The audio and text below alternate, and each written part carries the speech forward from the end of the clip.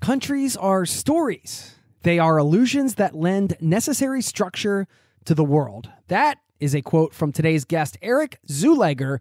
He is an American journalist and author whose recent book, You Are Not Here, Travels Through Countries That Don't Exist, is about his year living in only unrecognized nations such as Iraqi Kurdistan and Kosovo. And it was really geared to answer this one question.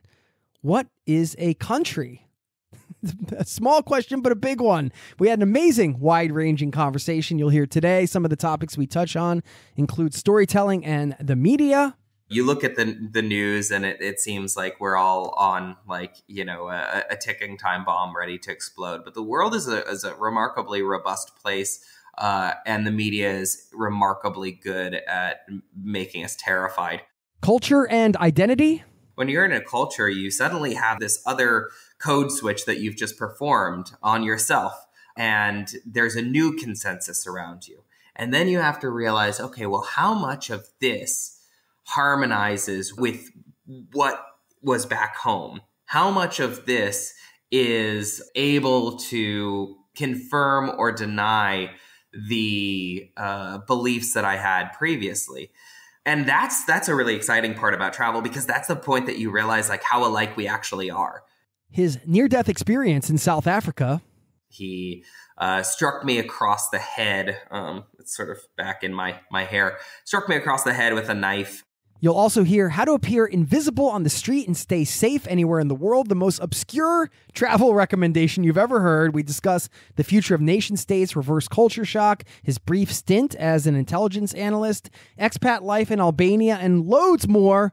It's all happening right now in this episode, so buckle up, strap in. Thanks for being here, and welcome to the Zero to Travel podcast, my friend.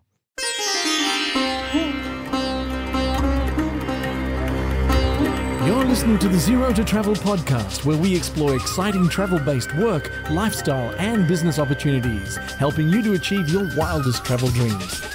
And now your host, world wanderer and travel junkie, Jason Moore.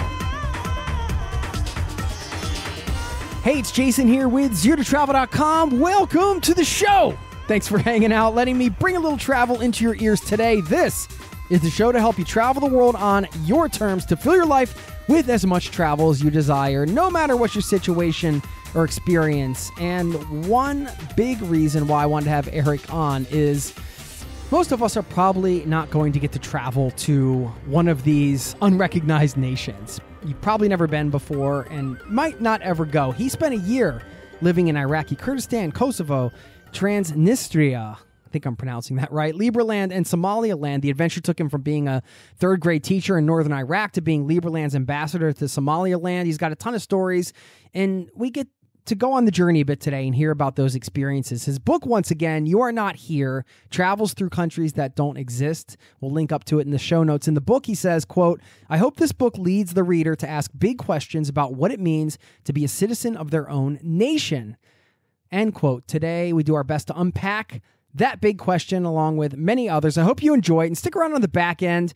I'll share another quote from Eric's book that might just have you shaking your head in agreement if this is one of the big reasons why you travel as well. Eric lays out why he travels, and I'm wondering if this is perhaps one of the reasons why you do as well. So stick around for that. In the meantime, please enjoy my chat with Eric, and I'll see you on the other side, my friend. Cheers.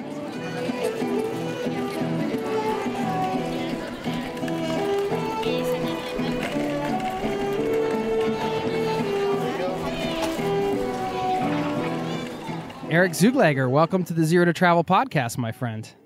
Thanks. Super happy to be here. I love talking about travel, man. Spent a significant portion of my life for the last decade. Yeah, thanks. I'm so glad you reached out, because when you sent me your book, which of course we're going to talk about today and everything, I'm just like, all right, I know this guy has some stories. Yeah, but you're in Albania, right? Yeah, currently I've been in Albania for probably about 4 years in the capital city. But previously I was a Peace Corps volunteer, which is kind of like the opposite of the American Army. They send, liberal arts majors out into the developing world to make sure that everybody is taught English to work on community development programs. And the deal is they get to choose the country for you. So my country was Albania, and pretty much that's why I've ended up here. Yeah. Is that the dictionary definition of Peace Corps? If you look it up, everything you just said. Opposite of the American Army. Yeah. They kind of just drop you off in a village and they're like, hey, don't start any wars while you're here. And I haven't heard of any coming out of Albania recently. So I'm keeping the mission alive, guys. Albania is popping up all the time on the show as first it's become a bit of I wouldn't say underground, but it's becoming a digital nomad hotspot in some ways. And even before that, people were like, oh, this is a place you have to go before it gets over touristed, before people discover it. I mean, what are your thoughts? Because I'm not sure. Yeah, you can let everybody know what you were in the Peace Corps, but I'm curious to hear from you how much it's changed and what the vibe is like now compared to what it was before. Yeah, it is changing constantly. I travel out of the country with some frequency. Every couple months, I have something that I'm off to. And I feel like every time I fly back in, they've put in a new wing on the airport, which used to just sort of be a box in a field. And now it's like 4 boxes in a field with like some hotels around it. So the boxes are multiplying, and people have certainly discovered that Albania is full of some pretty remarkable things. We've got great sea line, great mountains. It seems like everybody's sort of flocking to the south, and you're absolutely right. The digital nomad thing is certainly happening in the country. It's an interesting community, and I don't necessarily consider myself much of a digital nomad because I really have been living almost exclusively in Albania for a long time. But it's such a mixed bag, especially with folks coming in from the States or wherever, where it's like people will be working in project management for technology or, creating a startup or something. And then you have this whole contingent of like life coaches and faith healers. And then it's like, what's happening here? How did you all get to this place specifically? In fact, I was in Cabo San Jose, in Mexico a little while ago. And I think they were fairly sick of the digital nomad community because somebody had spray painted on the wall, life coaches go home. Clearly, the locals of Cabo San Jose had enough of the life coaches. So yeah, it's a mixed bag, and I see them around a lot. I think the reason for folks coming to Albania specifically is, especially if you're from the States, there's a great sort of visa deal for you. You can stay visa free for a year. It's reasonably priced. It's beautiful. But I think one of the problems that I shake my fist at as the new children come onto my lawn is that it seems sometimes, at least in the online groups and in conversations, people care more about like, well, can I get drunk for cheaper than back home in Los Angeles, in Albania for a more beautiful place too, instead of, hey, what's the culture like? What's the history of this area? Why are things the way they are? How do we interact with the locals? How do we contribute to the local economy? Instead, I feel like there's a thoroughly maintained bubble of expats that can kind of travel around, and it's like, well, if this was a wonderful place. Well, what did you like about the culture? It's like, oh, I barely interacted with it, which is a shame because Albania has a wonderful culture and some fascinating history. So I think that'll permeate soon, and the people who love it will stay and sort of become a part of the furniture. Yeah, that's a great point. I mean, the geoarbitrage thing is, it's easy to look at it from a practical standpoint first. Everybody has their own individual situation, financial situation, everything. Of course, when it comes to taking a leap abroad, you're assessing, how it's going to impact your life, your business, and all that stuff. And so that's understandable. But yeah, your point that should be equally weighted with hey, what's this culture like? Like, how can I perhaps contribute to it after a period of time? Which, granted, it's not an easy thing to just hop into a place and then ingratiate yourself quickly. It takes time. You don't want to just like grab a random kid off the street and start reading a story to them.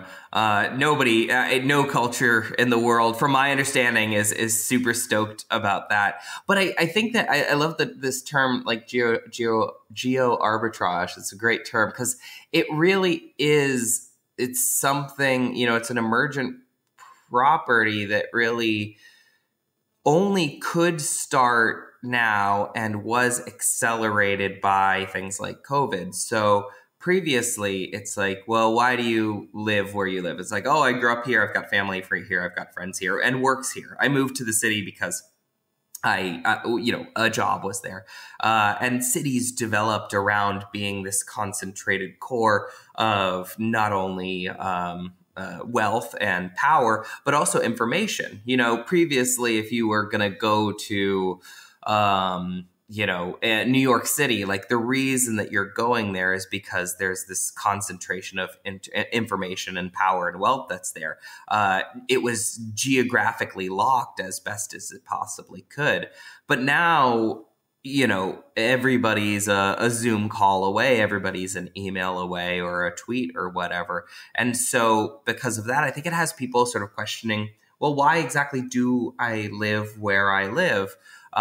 If I could live anywhere in the world, where would I live? And, we're not really sort of practiced, at least as an American, like we're not really practiced at going to another culture and being like, okay, well, now I'm the foreign one here. How do I make myself a part of a community here? Because we ourselves are a nation of immigrants who came in and sort of created the patchwork quilt of the U.S.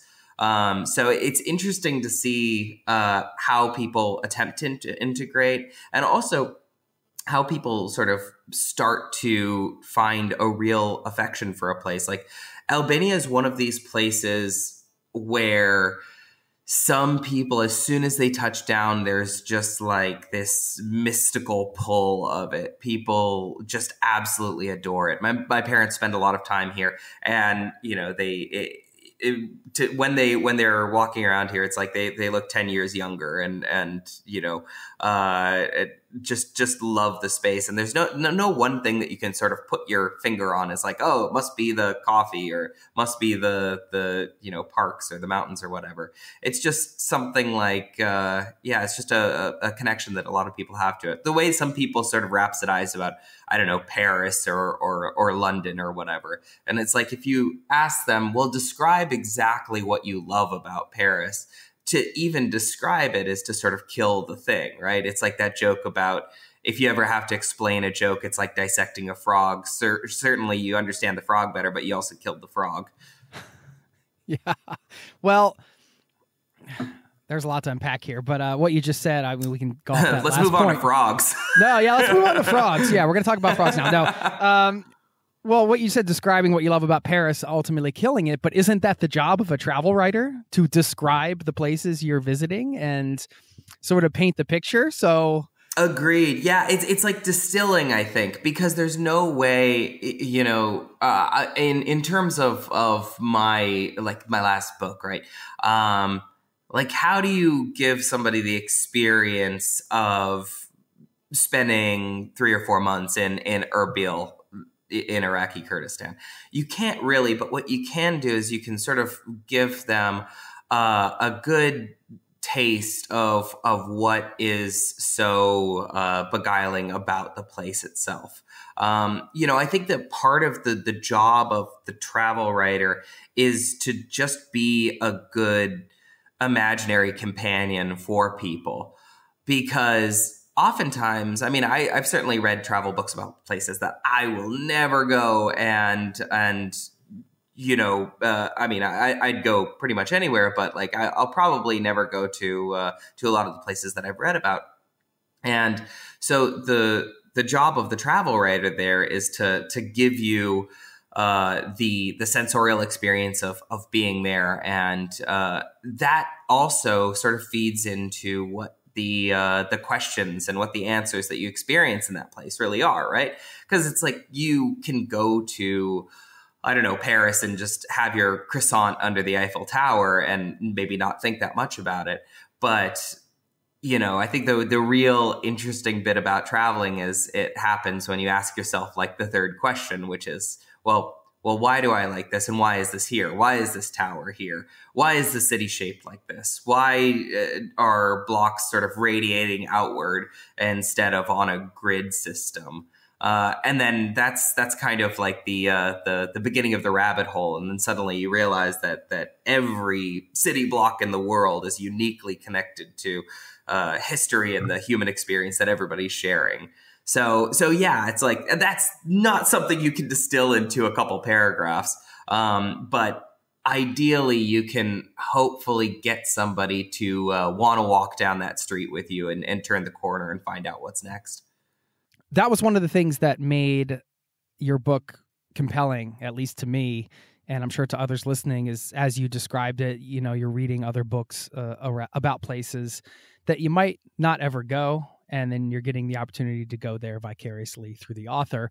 And for your book, I mean, that's I'm probably not going to any of those places, and I would say we can't put a scientific percentage on it, but you could probably say 99% of the average travelers are probably not going to any of these places too. Yeah, that's why you're here, to tell some stories from these places and teach us about them. I should say that quite selfishly, I really chose to do a travel book just because I was like, well, it's just such a good excuse to be in a place, Like I had written 2 other books previously, so I wrote a science fiction book and a horror book before, and then really started wanting to be more of a journalist. And I was like, well, this is kind of a great, like, basically just an excuse to be in the room and to ask people questions that you would otherwise have no reason asking. To me, I think that like the missing segment of a lot of people's sort of imagination around travel is that it's going to be in a place that is momentarily nicer and or more relaxing and or more fun than their home, right? And then to go back home and be like, oh, that was nicer and more relaxing, more fun, and I grabbed a child and started reading a story to it, and we made peace and helped an old lady cross the road. But I think that there's another step that you can make, which is just looking at travel as a type of self-expression, which is like, the reason that you're going to a place is not to just see some old buildings or wander around a museum, which is also super fun. I love seeing old buildings and wandering around museums. But it's also to sort of answer a question that you specifically have. And you can organize a trip around answering a question. Years ago, I was traveling through, it was Lebanon, Kosovo, and Northern Ireland. And I realized that I had unwittingly made this trip that was consistently telling me the story over and over again about sectarian conflict. And then when you see something echoed in Lebanon that is also echoed in Northern Ireland, you see a similar phrase in Belfast that you see in Beirut, but it's in a different language. You're like, wow, there are these conversations that are going on all over the globe. And if you know how to listen to them, then you can pick up some really cool truths. Well, structuring a trip around a question, exactly what you did with this book, what is a country, was the question. That's the crux of the book, essentially. Spending a year living in only unrecognized nations to answer that question. Because I know you had the role as an open source intelligence gatherer at a point before this. And part of the thing that you said in the book was part of this trip was learning to, quote, like the world again, because this work was so disturbing. I don't even know the adjective to use here. You'd probably give us some of the best adjectives for this. But I'm wondering if you could tell us a little bit about that time in your life and sort of describe your relationship travel or to the world as a whole before that, and kind of where you were after that experience? Yeah, so it's funny that I mentioned that trip to Lebanon. That was my first trip to Lebanon, and sort of how I got introduced to the guy who would be my, for lack of a better term, my geopolitical forecasting mentor. He suggested that I go to Lebanon, and he sort of set up some interviews for me. So I'd go around and have various interviews with people. I didn't even quite understand why I was having interviews with people, but it got me sort of, I don't know, maybe like 40% of the way towards what I really wanted to be doing, because suddenly I had a reason to be in the room talking with, a political scientist or even at one point I was interviewing a Lebanese general, and it's like I had a reason to be there and to ask questions and to learn about something that I knew nothing about from somebody else's perspective. And I loved that. I thought that was fantastic. And so upon heading back to the States, I was like, yeah, I want to continue doing that kind of work. I want to continue sort of distilling information that I'm able to gather in the world, because I think everybody has like a set of things that they are naturally guided towards, or things that they find particularly interesting that nobody else in the world wants to do whatsoever. And it's like, if you like to do that thing and you're halfway decent at it, well, then that should be something that becomes a guiding principle for like what you do with yourself, right? And I'd come back from Lebanon or wherever, or Iraq, and somebody be like, well, God, why would you ever want to go to those places? It's like, why wouldn't you want to go to those places? They're fascinating. So I realized that was something that I at least had an affinity towards, which was learning about places in the world that people either had some antagonism towards or just had a good deal of misunderstanding towards. I was passionate about that. And I also noticed that the more I learned about them, the less sort of anxiety that I had about the general world as it was. Because, of course, everybody's living in the present right now. And so, you look at the news and it seems like we're all on a ticking time bomb ready to explode. But the world is a remarkably robust place. And the media is remarkably good at making us terrified. So when you put those two things together, like the logic doesn't necessarily logic out. But during my time when I was working in forecasting and during training, you kind of have to saturate your brain with as much warfare knowledge as possible. And it's really, really granular knowledge to the point where you're sort of trying to figure out like where different geographies will affect certain belligerent forces. Can this country take over another country, or are there like electricity and LNG supplies too intertwined? Like it's super, super granular. And you get to the point that you've been reading about missiles all day, and shockingly, the only thing you can talk about are missiles because you've been reading about missiles all day. And also, nobody cares. Everybody's going about their day-to-day life where, you've been that like meme of Charlie Day and the yarn wall, and you're like, the Islamic State is going to do X, Y, and Z. And it's like the last thing anybody else is thinking about is what the Islamic State is up to. And so I realized that, I'm sure some people were thinking about that, just not in the bars that I was hanging out at.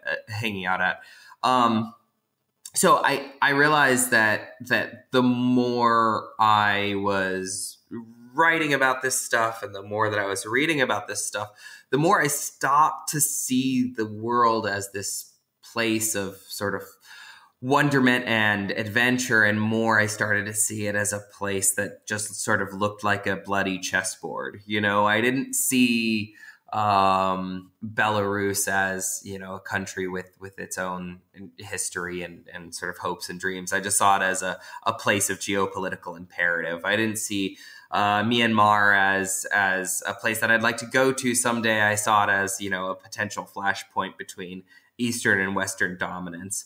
And yeah, it's almost like going back to the frog thing, where it's like, yeah, maybe you understand conflict in the world better, but the world isn't just about conflict. And so as much as, obviously the media wants us to think that's often the case, that things are only, about to explode at all times.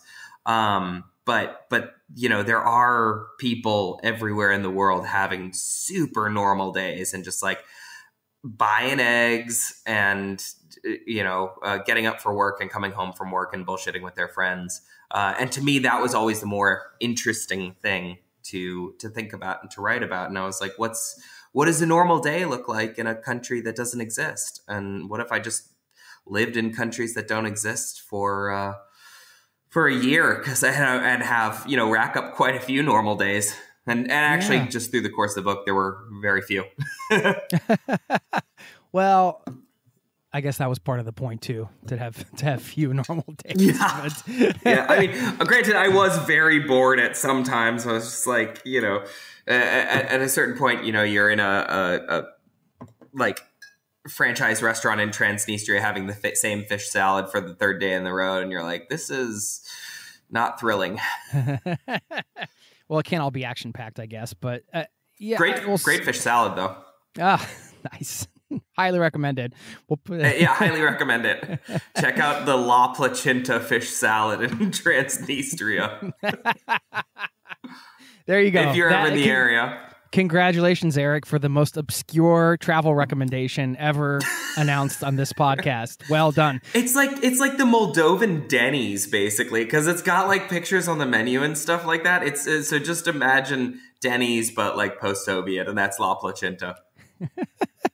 Well, part of the book, when you were talking about this part of your life, when you said reading about missiles, and you were talking about watching this beheading over and over again, trying to figure out, what uniforms the officers were wearing and everything like that. And this was a very visceral example to me of the type of work that some people are doing out there, and just how, as you said, difficult that must be to sort of surround yourself with all of those entities, things that are going on in the world. Like, I mean, you're soaking that all in, and it just because you transition to writing a book about something else or focus on the everyday life, those things are still there, right? And you have this knowledge. And I wanted to tie this back into something you said in the foreword of the book, which I found interesting, about the story of countries, saying countries are stories, they're illusions that lend necessary structure to the world. And you go on and say we must understand and choose which stories we believe and determine why. By doing this, we can see blind nationalism as the fever dream it is. And so relating that to countries, but also to, I wanted to hear a bit about the stories you tell yourself, because focusing away from all that stuff doesn't erase that it exists, right? So talk about those two parts of stories, I guess, if you want to say storytelling, but I think these stories we tell ourselves are just as important as the ones we interpret. Yeah, I totally agree. And I think that, as I went through my year of living statelessly, and I have seen how nationalism plays out and how it directly sort of interacts with a person's own personal identity too. That's the point that you realize that how important these stories are, because they're a part of our everyday lived intellectual DNA, right? There's a philosopher, I think she's a philosopher. Yeah, I think that's technically what the term would be. Shoshana Zuboff, who wrote a wonderful book called Surveillance Capitalism. And so she talks about this idea of having a right to a future tense, that everybody in the world should, feels the best when they have a right to a future tense. And what this generally means is that everybody has this sort of assumption that moving forward from right now, from their present, they're going to be in a situation that is more sort of economically, personally, and socially stable. They have to have this idea, even if it's fictional, that the future is going to be a brighter place than it currently is. And when that becomes interrupted, when you see the evidence around you of things not going your way, and I put it in the book, talking about, going to the grocery store, and suddenly you realize that the price of groceries has doubled in the last week or whatever, and your money's worth less. Well, suddenly you have all of this evidence around you that things are not going particularly well. And so there's still this human need to have the future tense be a brighter place. And this becomes a really dangerous moment, because that's the point at which people will start to believe whatever narrative, no matter how fictional it might be, that their future is going to be a brighter place. And I think that you can see this, in the rise of dictatorships. You can see this in violent revolutions. You can see it in separatist and secessionist movements. Everybody is looking to plug their identity into this national identity, which is moving towards a brighter future in their understanding. And hopefully that, according to them, aligns with their values. And so that, to me, is one of the really interesting ones. It's one of the more interesting mechanisms of kind of how those personal stories interact with the national story. Because we need to interoperate together. And a national story is such an astoundingly elegant piece of ideological technology that basically lets you say, I don't know these. I mean, I'm from the States. I don't know these, almost 300 million people. I don't know these 300 million people at all. I who knows? Maybe I know like 200 of them or whatever. But I will contribute resources to their thriving. I will vote in a way that I think all of us will collectively be better. I will compete and argue against them if I don't think that their ideas are going to lead to that thriving. And that's the magic of storytelling around a nation state, is if we can believe just enough of that is the same as millions of strangers, we can work together. Like, what the fuck? Yeah. That's crazy. Yeah. I mean, it's not a small thing to talk about. I mean, you could look at a million different studies on oh gosh, I'm blanking out on the word. When you get a pill that's not the actual medicine, placebo. Oh, placebo, yeah, like a placebo studies, things like that. The things that people's belief. And I mean, what you were describing, this idea of believing in the future tense, is a huge chunk of that. I was thinking is about maintaining your own mental health as an individual, right? You're like, I need to be around this positive thinking, and listen, whether you believe that somebody's positive. Maybe one person's positive thinking is another person's conspiracy theorist nut job. But for them, that's the thing that they need to have that future tense belief, which is where this intersection is taking place. I mean, it is incredibly fascinating and complicated. Well, and also sort of like, people need to be surrounded by the evidence of their reality that is harmonious with their internal life too. Obviously, I don't know if you know this, but human beings have like a fantastic capacity for self-delusion, but it only goes so far, like you sort of need to be surrounded by the evidence of continuity with your beliefs and with how you perceive the world as working.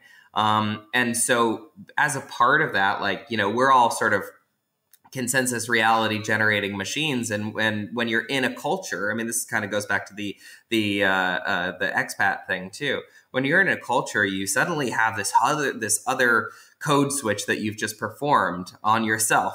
And there's a new consensus around you. And then you have to realize, okay, well, how much of this harmonizes with what was back home? How much of this is able to confirm or deny the beliefs that I had previously? And that's a really exciting part about travel, because that's the point that you realize like how alike we actually are, you know? Yeah. Also, when you're living abroad for an extended period of time, like you live in Albania, that's your home. I live in Norway, and just going through that process of that you just described, it's one thing to code switch, we'll use that term, for a couple weeks because you're in Tulum and you're going to experiment with the identity of being a life coach and or you're whatever. Going to start slacklining. Whatever the case is, but it's another thing when you're confronted with that on a daily basis. And I have found, to try to put words to it, which is our job here on a podcast, but it's difficult. That might have been over a period of months or years, a combination of, I'm going to, I'm just speaking from my personal experience. I'm going to curate, this cultural concept because it's beneficial and it's aligned with, friluftsliv is the Norwegian concept of having like getting outside every day and having like the fresh air life. Okay, I know that like that speaks to me. I connect with nature. It makes me more creative. It calms me down. I'm going to embrace that one. I'm going to curate that one. I'm going to embrace it into my life and become Norwegian in that way. Oh, now, wait a minute. Hold on. You're trying to get me to watch this, soccer game or whatever. I like soccer, but just as an example, now I'm going to protect my American identity because I don't want to lose, all of my Americanness. I want to maintain, like, I'm going to make some buffalo wings tonight and we're going to have blue cheese dip and like, this is happening. You know what I mean? So it's like, like this constant sort of, and then, after a while, I think, at least when you kind of realize all of this stuff is so malleable and that intellectually, these were a product of our, birth and some of the things we inherited, but also our culture, is a huge part of that. And you take yourself out of that and then things break down and you start to see how in flux a lot of this stuff can be when you're really open to it. And also like I think that one of the neat things too about culture, and I think that people have now, and maybe it's more of a stateside thing, but like people treat culture like with kid gloves now, like it's this Fabergé egg that's going to break if you mishandle it, and it's like, well, the purpose of culture is essentially to be this robust set of actions and beliefs and norms that not only protect the sort of like interior life of a group of people who are largely aligned, but it's also for interacting with the outside world. It's for letting people into your culture. It's for adapting, and it's also for negotiating with the outside world. In the US, we have such a culture of independence, and I think one of the things that I notice more than anything when I'm out and about in the world is how I have this sort of like cultural like knee-jerk reaction for like equality, right? Like I spend time in the UK and people are talking about and like classism is so ingrained in the society there. You see people with their little like family crests on their pinky rings, and you see people who are sort of gently slipping in like where they went to school. And I just think all of these sort of social tells of like what class somebody is in is kind of goofy, like, cause it doesn't matter. I don't give a shit about your ring. And so I don't know, you probably have the same thing, but are you ever surprised about like where, you find that speed bump between you're interacting with some other culture and really enjoying like the how the concepts sort of play off of your own culture. But then you get some speed bump and you're like, whoa, I don't believe that at all. Yeah, I mean, it's like, let's all be relaxed, but please show up on time. I've been waiting for 20 minutes here, Oh, yeah. or whatever the I mean, as a practical example. Terminal earliness, definitely an American quality too. I've heard the Germans are great at that too. Are there some cultural concepts that you really resonate with that you came across either during the traveling and making of this book or just in Albania? Are there certain things that you've really kind of adopted that have maybe somehow improved your life? Yeah, certainly. I mean, I think, especially living in Albania is a much more communal culture than America is. I should say the U.S. is. And I should even dial down into that a bit more, which is because I'm from Los Angeles, and I know that there are smaller communities. I was doing Peace Corps service with a guy who was from a smaller town in Illinois than he moved to in Peace Corps. So he moved. Okay, it was like a town of 500, and he moved to a town of 1,000. So, but a lot of what living in an Albanian village to him looked totally normal. It's just like, oh yeah, this is sort of village life, and me coming from Los Angeles, totally different. I think there is this sort of like instantiation in the culture of like, well, you don't have friends, you have business contacts. Everybody is somehow jockeying for some position in the entertainment industry or somehow, and if they're not helping you out, well, they're in your way. I don't know what this they're worthless. Los Angeles voice is. Yeah, exactly. And then it's like you spend one very rough winter in Tropoia, Albania, and you realize the most important person to you and the most important conversation in your day is just bullshitting with your grocer about whatever's funny that day because you've just been staring out at the snow for weeks on end. And it's so meaningful, Totally, yeah. and just valuing the human beings around you as a sort of part of your community rather than just people who are either helping you get where you're going or just distractions. Yeah. We have to figure out that LA voice. It's not the New York 1930s, like, you're going to get him a job. See, you're going to, I don't know. Did everybody actually honestly, talk I wish I knew that guy. I've always wanted to do some sort of caper with that guy specifically. He's got a monocle somewhere in his, goddamn right. Pocket. Yeah. I think Arab culture too is also pretty spectacular for this. Like, Arab culture I use very, very broadly there, and I should probably dial down a bit. So let's just say like the Middle Eastern culture of the Levant. I spent time in northern Iraq, Lebanon, Turkey, all very, very different places culturally. I think people don't realize how diverse the Middle East is. I when I was living in Iraqi Kurdistan, I was in Erbil, in a place called Ankawa, which is like the Assyrian neighborhood. And I realized I said hello to people in 4 different languages in the same day. And it was like, my grocer was Assyrian. So I learned whatever Assyrian for hello was. And then the guy working at my gym was Hindi, or he was in India. And then, I had Arab students, and then I had a Kurdish friend, and it's like every single block is somebody different. It's such a multiplicity of cultures. But in that larger Middle Eastern sphere, it seems like there's such a priority on,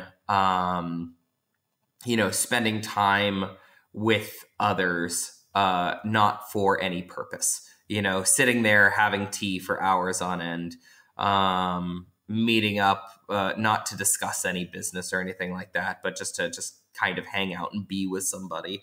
And I was just astounded at how much respect and care, especially some of the Arab folks that I met, had for, an outsider who, frankly, they have no reason to like. I wasn't the one who decided to invade their country, but I could understand them being a little bit less gracious to an American, and that was not something that I experienced at all. I thought everybody was so incredibly kind and gracious and understanding. So, wow. Yeah. Yeah. That connection you described, just the genuine, hey, let's just chat and see what's up, no agenda type of thing really should. I mean, when that is the norm rather than the exception, then I feel like that can be part of living your best life in many ways. Yeah, I mean, and it's a bit uncomfortable too as an American, where you're like, we are going to this place to do this thing. No, we're just like hanging out, and we're just going to sit here and drink tea and like look at the road and talk about whatever is on the road. And that's what we're doing. And it's like, but what's the KPI? Like, what's the result that we're after? How do we know if we won? Yeah, I mean, this is a great example of breaking free of the mindset that's so ingrained that you have to kind of shake free from it to have. You don't have to, but it certainly helps. I think these types of interactions, and that example is those all work towards breaking down a cultural idea that maybe is just, when it comes down to it, is just an idea, right? Like that we need to be productive. Let's use it in air quotes, like constantly being productive. I think there's also something that's like, I find really, like, I find it reverse culture shocking, I should say, when I go back to the States. And so in Albania, I have maybe like 4 friends who know like exactly what I do for work. Which is like, I work in media and communications for technology companies. And the rest of my friends have no idea what I do and have never really even asked and like don't care. And I think that's awesome. But like one of the first things that you talk about when you first meet somebody in the States is like, oh, well, what do you do? And then if you have some like industry specific knowledge, then it's like, oh yeah, well, something, I kind of understand that. I think the dystopian future that we're heading for in the States is that like every conversation will just look like a conversation on Slack. And I hope that doesn't happen, where it's just like, oh yeah, you project manager also, like, there are potentially more important things to interact with each other over than like what we do for work and sort of trotting out whatever the cultural meaning of that thing is. Like I'm a huge proponent of small talk. You'll see that in people's like profiles and stuff like that. It's like, I don't do small talk. I don't care about the weather. It's like, but it's not about the weather. It's just about like casually connecting with somebody over a shared experience. Like whether it's raining or not doesn't actually matter that much. And also, who can have a conversation where you're, diving into the marrow of the universe like every second of the day? Jesus Christ.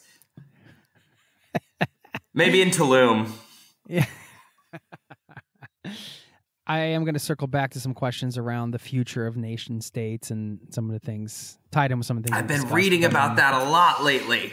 I'm prepared. Well, let's get some book recommendations towards the back end too, and some other resources. Don't let me forget to do that. Yeah, of course. I mean, as you're coming into this project, and of course this happened between July 2017 and September 2018 is when you did all this traveling, and then you wrote the book after. And that was another shocking story to me as I came to the end of the book and read about how this book actually came to see the light of day. I know that's a weird place to start at the end of the book, but the book wouldn't be out if this whole experience hadn't happened to you. And this sounds like a very traumatic experience. Are you comfortable talking about what happened in South Africa and how that brought the book to life? Yeah, certainly. And it's funny, I was thinking about that yesterday. And I was thinking about a conversation that I had with a friend of mine here in Albania.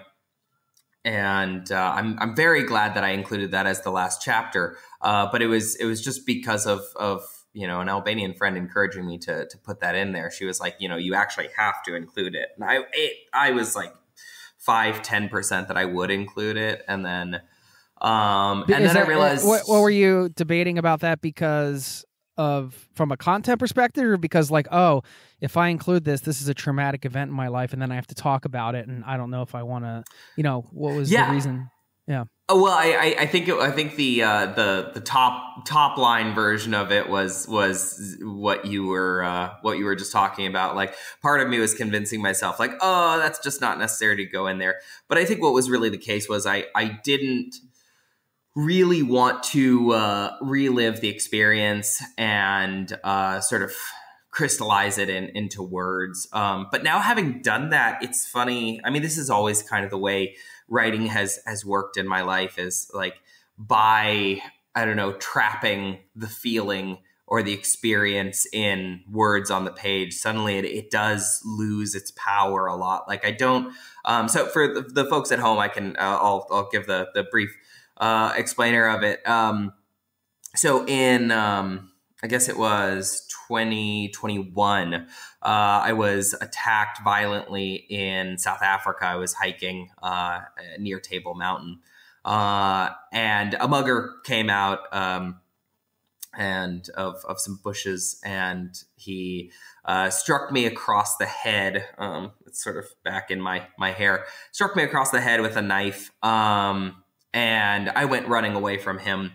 But given the fact that I was running and screaming down a mountain, gravity being what it is, it was very difficult to keep doing that. So I ended up falling and rolling down the mountain a little bit. And I figured that would be kind of the end of it. I had heard that South Africa and Cape Town in particular was a dangerous place. And aside from the fact that it's a really wonderful place, it does have problems with this kind of thing. So somebody had said, if you run away and you make enough noise, like the mugger will go away or something like that. And I looked up, and I mean, my glasses were off at the time because I just, rolled partway down the mountain, which is just the worst situation to be in, because not only am I potentially going to have to defend myself, but I'm also blind at this point.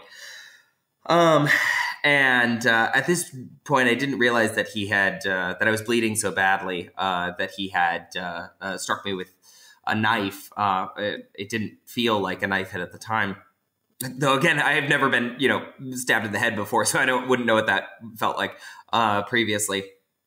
So he came down to where I was sort of like a turtle on my back, and it was at this point that this guy was coming towards me with this knife that I think I kind of had that moment of clarity that they talk about.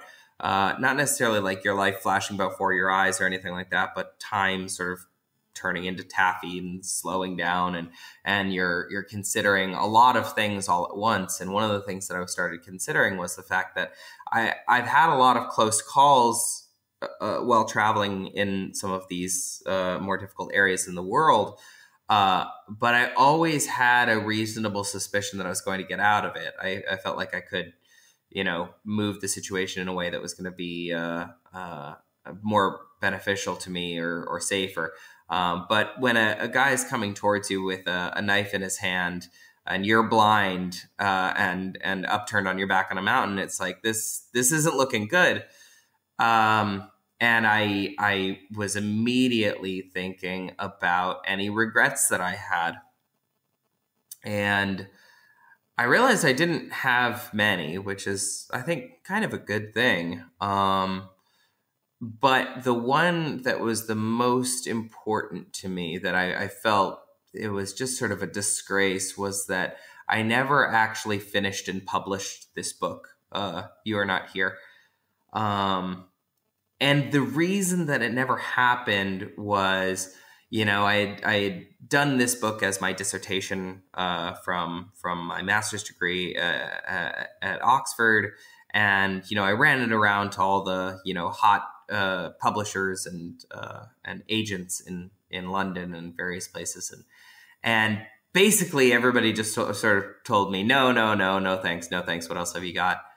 And I foolishly thought to myself, well, just because it's not worth anything to the publishing establishment, that it must not be worthy to be read by other people. And then more importantly than that, more foolishly than that, I started thinking, well, maybe it's just not even worth saying. Until that moment when this gentleman's coming towards me with a knife, and I think I'm about to die. And I realized that I regretted so deeply that this book never got finished. Because I was maybe like 99% of the way there. It was, 2 or 3 months worth of work to actually get it on its feet. And I had just thrown it in the back of the drawer because I figured nobody cared. And I realized that I cared about having this story told, and that the work is worthy and important. And so what ended up happening was I should say, I've not been in many physical altercations before, and I think I just got lucky in this one. No, I just got lucky in this one. My attacker, he, was like, give me your stuff. And I was like, okay, I'll give you my stuff. You need to help me find my glasses first, because I can't even find my stuff and I can't see anything. And he's like, where are they? And then he sort of like dropped his knife a little bit when he was looking down at my glasses. I saw the glasses on the, no, I didn't. He was looking at where I was looking down towards where I thought my glasses were. Sadly, I had to say goodbye to those glasses. But as he looked down, I was like, oh, well, he's dropping the knife at this point. So I said, oh, my glasses are down there. And they weren't. And as he bent down, I just kicked him very squarely in the face. And then we fought each other for the knife for a bit. Oh my gosh. And I mean, that is like a life and death fight.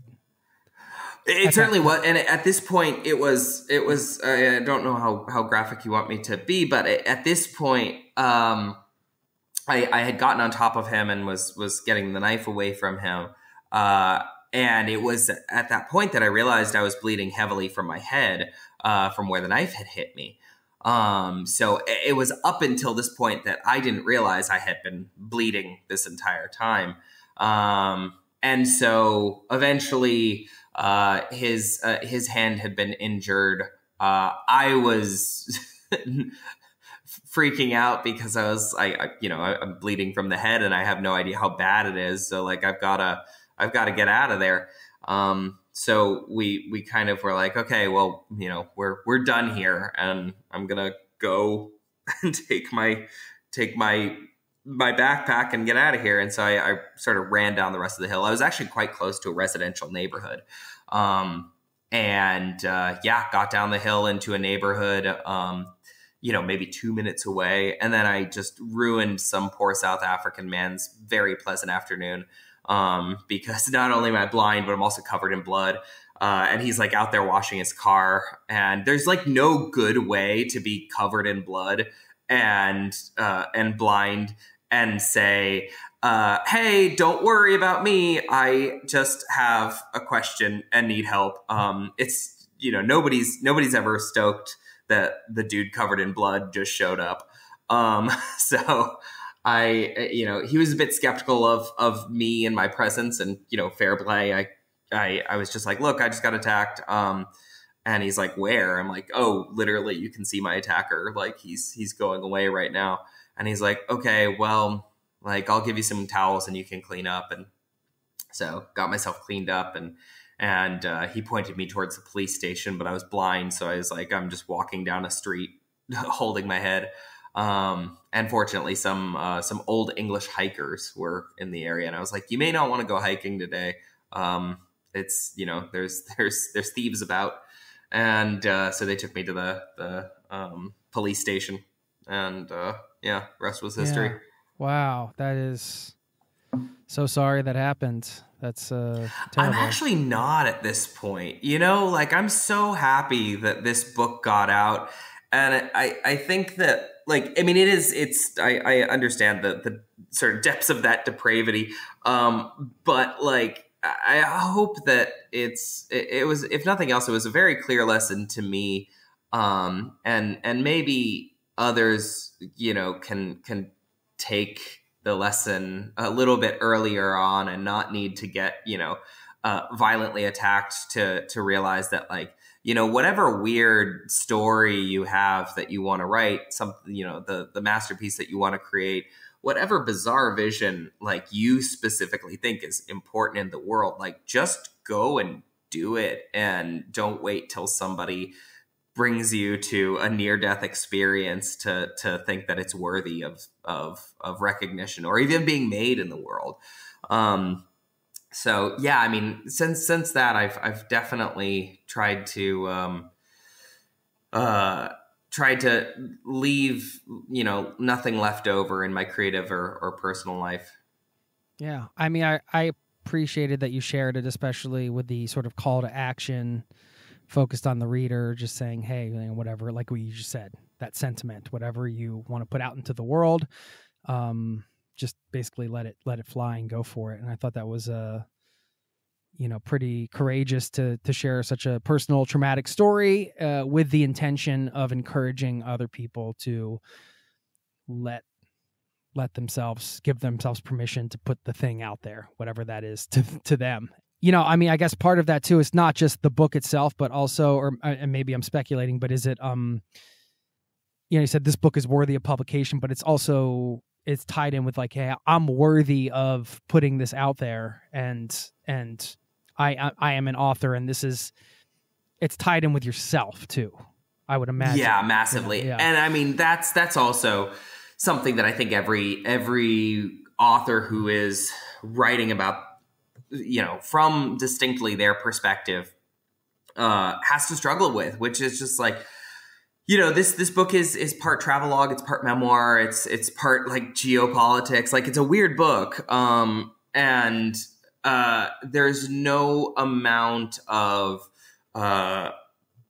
literary flourishes or you know, magic tricks that I could do to not say, this is me writing about me from my perspective. And that's a pretty scary thing to do, because, like, at that point, you know, with my previous work, it's like a lot of fiction. And, you know, if you're writing a story about, like, robot orgies, maybe you have like one or two things in there where you're like, man, I really do think that about love. Granted, that's not I should have chosen a different way of talking Darn, about you've ruined my follow-up question. About robot orgies. Yeah. Go check out my book, Eternal LA, full of robot orgies. But, like, you get like one or two, maybe a paragraph of what you actually think. And, like, but it's couched in fiction. It's couched in a character that isn't you. But then when you're writing from your perspective, you're just like, damn, this is what I think, and I literally sign my name on to what I think. And then worse than that, you hand somebody, 400 pages of text or whatever, and it's like, hey, you know what you should do? Spend 12 hours reading my thoughts. That's what you should do. Yeah, right. Yeah, like, I hadn't thought of it that it's way. It's a big lift emotionally, and so you do. The money certainly isn't going to get people through the process of writing a book. Nobody writes books for the money. But the fact that you're able to sort of crystallize what you uniquely think, the fact that you're able to have the courage to go through a process that is on the best days revelatory, and on the worst days soul-crushingly boring and hard to do, then you will be changed on the other side of creating something. Yeah. Well, thanks for that. And we should, of course, talk a bit about these non-entities, if you will, these unrecognized nations, whatever you want to call them, stateless nations, micronations. I mean, basically, this is anything outside of the 193 UN member states.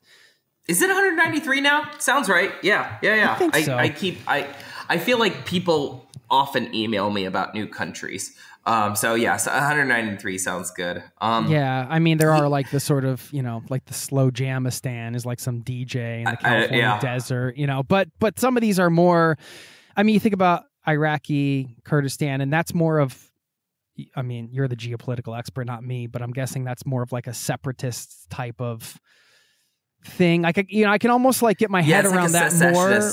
Yeah, like a secessionist thing. Then, like, I went onto Lieberland's website to prep for this interview, and it's like this 7-kilometer patch of land between, was it Kosovo and Croatia and Serbia? Between Croatia and Serbia, so it's like northern Serbia. Yeah, it's just like this, seems like this bizarre concept that, is it, even real? Like, how are they doing this? Because doesn't somebody own this land? And so, I mean, there's all these, this is what, I guess, why you wanted to go down this rabbit hole. It's like, this is the rabbit hole I want to go down. I'm interested in learning about this, you as a geopolitical expert, and coming off of what you were doing with the work. And that's another part of this that I found pretty interesting, because you were doing this open source intelligence type of work, and then you transitioned to this. And the obvious thing to think is, and you say this in the beginning of the book, like the sort of the dangers involved in this project, and that, one person's burgeoning nation state is oftentimes another's rogue den of terrorists. I'm using quotes there. That was like a sentence you put in the foreword. And so you're going into this potential den of terrorists or burgeoning nation state, whatever your perspective is. And you're also going into it from being somebody who just worked in intelligence. So that can, I mean, I don't know, I mean, you're not going to tell us here if you were really a spy or not, some like double covert spy, or maybe you will, I don't know. I know, some of the conversations you had in the beginning, you're like, I'm a third grade teacher. And they're like, oh yeah, so you're a spy. Okay. Get it. Yeah, this is a pretty common conversation I have with people in various foreign countries. And I think also a lot of that is, part of it is due to obviously wariness about Americans and whatever they're up to in your country, but also part of it is like, I think some people look at their spot on the map as a place where it's like, why would somebody want to come and experience this place? And it's like, when your home is the water that you swim in, then it becomes very difficult to understand like why anybody would want to come there and experience it. Like, I remember as a kid, finding out that there were hotels in like Redondo Beach, California, which is where my family's from. And I was baffled that there were hotels there, because I'm like, you go somewhere else and you stay in a hotel. Like, home is here. So like, why would we need hotels here? Like, it just didn't make sense that people would just like come briefly for a period of time. So yeah, and I mean, that's the whole idea of the burgeoning nation state versus like it being a terrorist insurrection. This is something that like history is constantly having this conversation with itself about, and ultimately it's just about how power moves. And how I think the geopolitical term is consent is generated, right? So statecraft as a thing is just the art of generating consent amongst the governed. Obviously, there's many different ways to do that, but throughout the laboratory of the world, we've figured out a lot of different ways. At least in the West, we talk about like how democracy is like this optimizing way to get everybody to have buy-in and create a society that works for everybody. We'll see. Everything's up for debate, and the ultimate test is just whether it hangs out throughout an extended period of time. But in between the sort of framework of nation states that we know, if you spin a globe and look at all of those lines that have been drawn, there are a lot of places which see themselves as independent nations. And I think at this point, I want to like sort of, this has been like the new thing that I've been putting it to myself as I explore the future of nation states for my new book, is the way, at least I'm breaking it down, is with a nation state, the nation is something you can't blow up, and the state is something you can blow up. Let me dial down a little bit. So the nation's the story. The state is the municipal infrastructure, right? The state can go away. It's the power of the state, the police, the army, the firefighters. All of those things can sort of fall away. They can crumble. We can have the existence of a failed state. However, the nation is something that is so incredibly difficult to make go away from the earth, because it's a shared story and it's a shared affinity between people. One of the questions I ask myself all the time is like, okay, if the United States sinks into the ocean tomorrow, there is no United States. Like, well, what am I? I would be like, well, I'm American still. I come from the United States, and it's like, well, the state has gone in this thought experiment, but the nation is still there. I would still meet people who would call themselves American. And maybe I'd even have more of a close affinity with them because we are interoperating in an exercise of shared memory. And so that nation has not gone away. So now when we take this and we think about like, well, what about all these places that don't exist on any map? We're talking about the state, right? We're talking about the recognized infrastructure of a place. And part of that, probably the most important part of that, is just getting some dang borders. And as it turns out, drawing lines on maps is really hard to do. And it usually costs an enormous amount of blood, an enormous amount of treasure, an enormous amount of transnational consent, which is usually generated by the exchange of blood and treasure also. Of course, there are times in history where these borders become more malleable, where new lines are being drawn. But let's say in the case of Kurdistan or Iraqi Kurdistan, where I was living, the idea of Kurdistan, the nation of Kurdistan, is this large area with 35 million, 40 million people within a contiguous area that would recognize themselves as Kurdish. Granted, within those areas, there are different states that are operating with one another. You have the Kurdistan regional government in northern Iraq. You've got I think it's like the autonomous area of northeastern Syria. Sometimes it's called Rojava. I think there's some difference between those two, but I'm not an expert in that area at all. I didn't go to that area. But these are two areas that maybe somebody would call like, well, that's Kurdistan, but really the state infrastructure is entirely different between these two. And there's also languages that they speak, which are Kurdish, but they are not the same language and they're not interoperable with one another.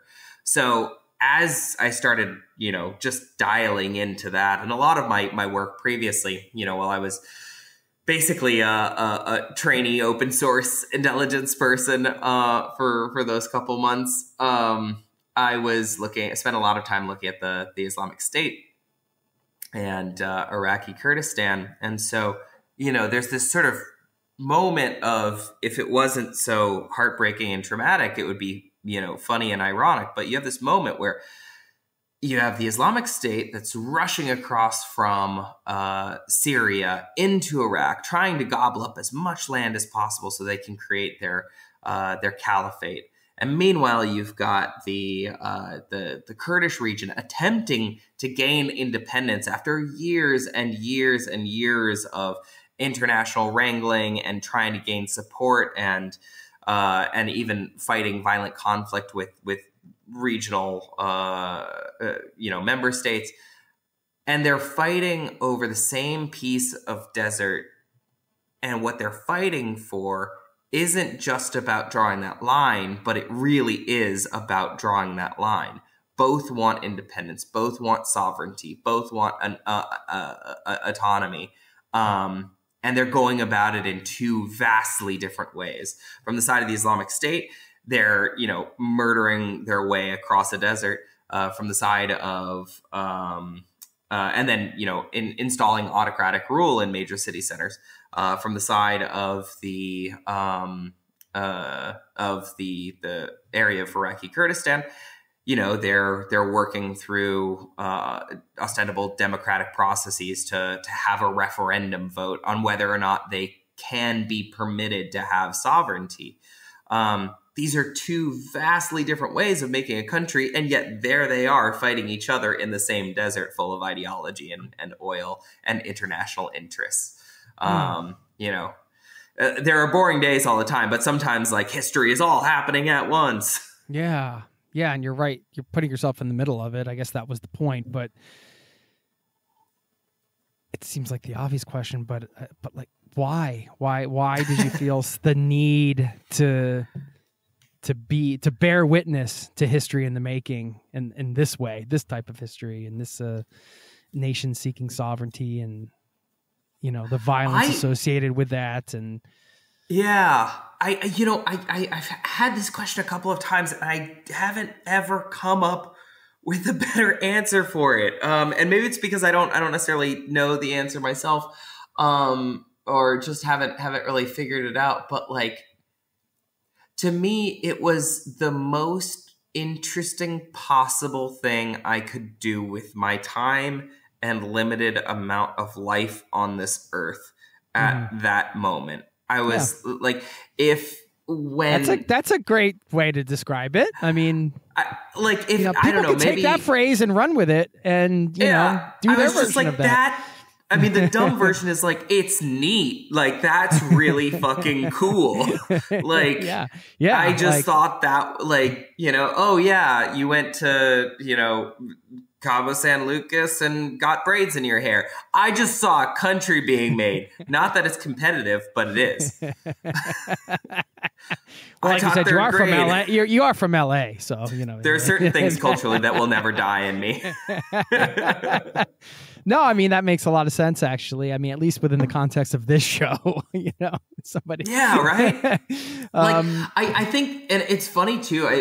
When you talk to people, like, sort of for two different reasons, I think that people tell me about. A lot of their sort of like aspirations. A lot as a writer, people oftentimes are like, oh, I've always wanted to write a book. And as a traveler, people are like, oh, I've always wanted to go to X, Y, and Z. And, that thing is usually followed by, but I won't because, and then and I think that when people are not like practiced in just doing their weird little thing, they find every reason not to do their weird little thing, because it seems too overbearing or expensive or important. And a lot of what I encourage folks to do is just like, it's like, it might not be that big of a deal. Just go and see where it takes you.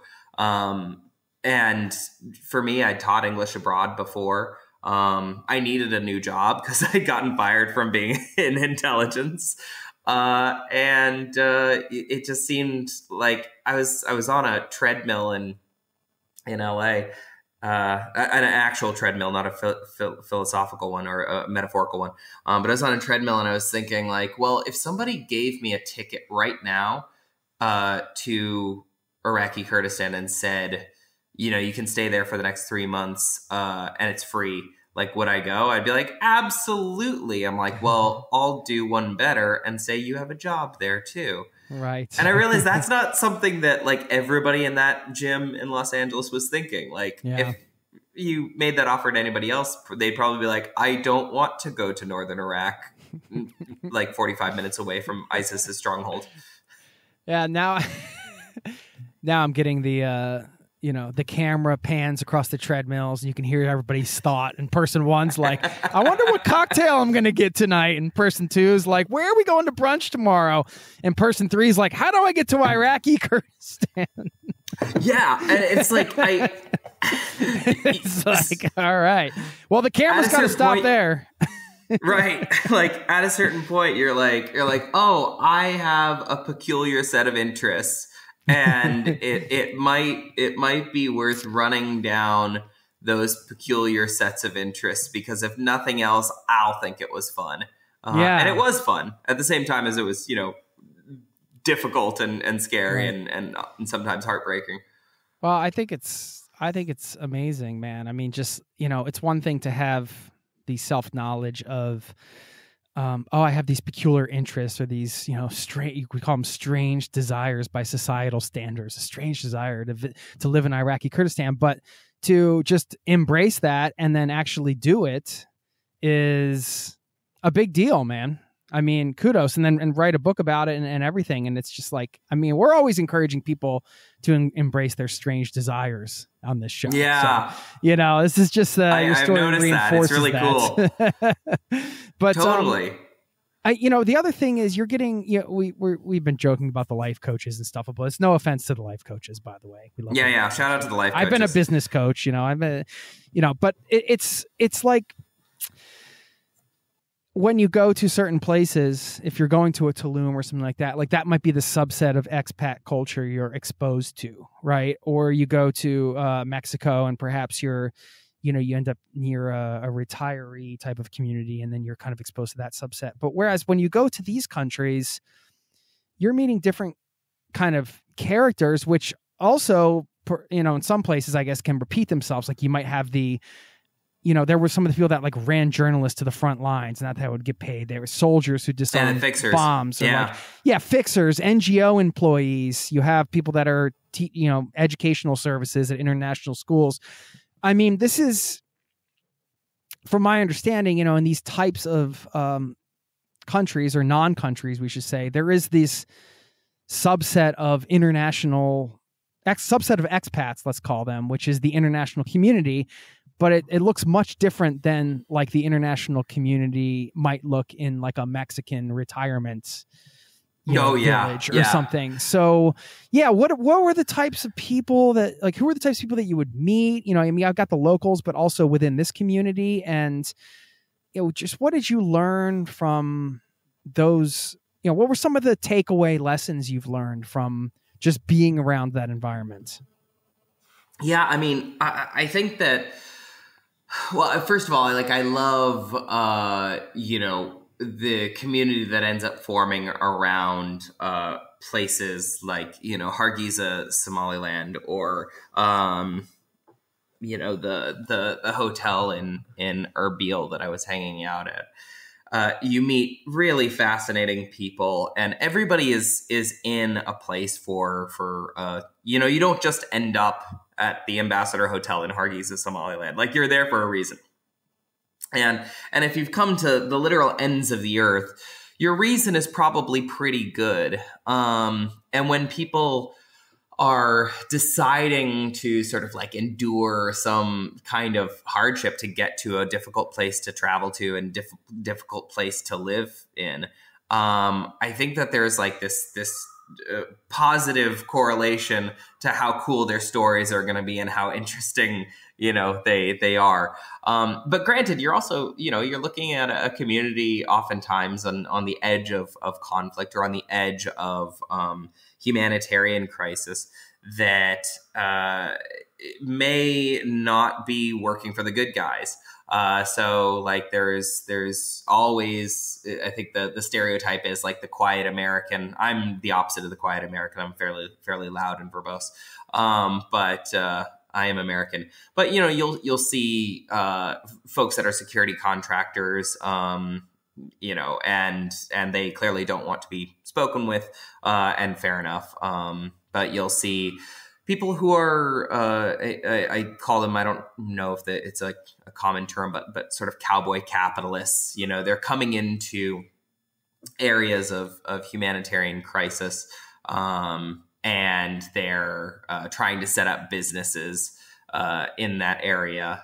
One of the ways that this plays out a lot is somebody coming in as a land developer and buying up a bunch of land that just went through some crisis.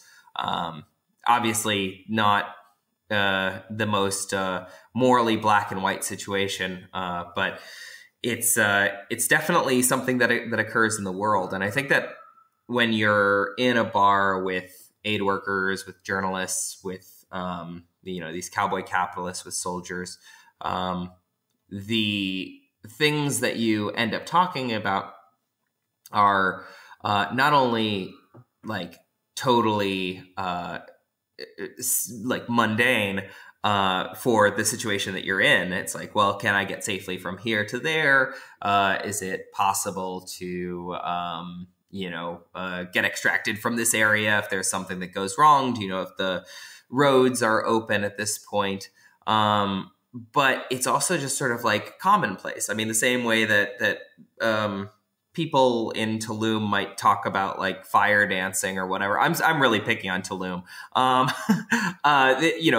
Or people in let's say the Albanian coastline, might talk about like wherever the next place to go hit the beach is. In these communities, you're talking about the things that are most relevant to you and to what you're specifically attempting to do. I've always found that people have been quite open to chat with me about whatever they're up to. Obviously, I interviewed some security contractors in the book. I spoke with some fixers, aid workers, and I think Hans, my favorite aid worker, who is working on like an agricultural project in Somaliland. And so everybody's there in difficult circumstances trying to do difficult and unusual things. These are the best bars in the world. They're the best coffee shops in the world because everybody's there for some fascinating reason. Mm-hmm. Yeah, that's what I was getting at with this question. Just this, it's attracting a certain. Well, I'm not trying to make a broad stroke here, but you're attracting a certain type of. It's a certain types of people. Fucking weirdos. And, just a bunch of weirdos in a room, man. Well, I mean, interesting stories, like you said, motivations to come into a place like this, and so. Like I was sitting at the hotel that I was hanging out at in Hargeisa, and this soldier walked in the room. People of my complexion, Caucasian people, stand out a lot in Somalia, and so he walked in the room, and he just looked in really rough shape.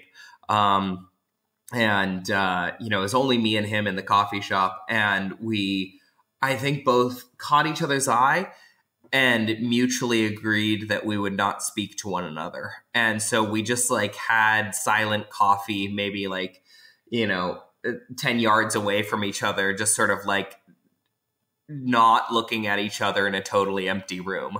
And then a moment later, a random American guy came in, and he ended up, I don't remember if he made it into the book. Anyway, he was setting up businesses in Somaliland, and then suddenly it's like, what? How are you setting up businesses in Somaliland? And then you hear like little side quests of like, I heard about some guy who was running around Hargeisa, and he was trying to make Somaliland into like a sort of mesquite briquette exporting hub, because the mesquite bush is an invasive species in South Africa.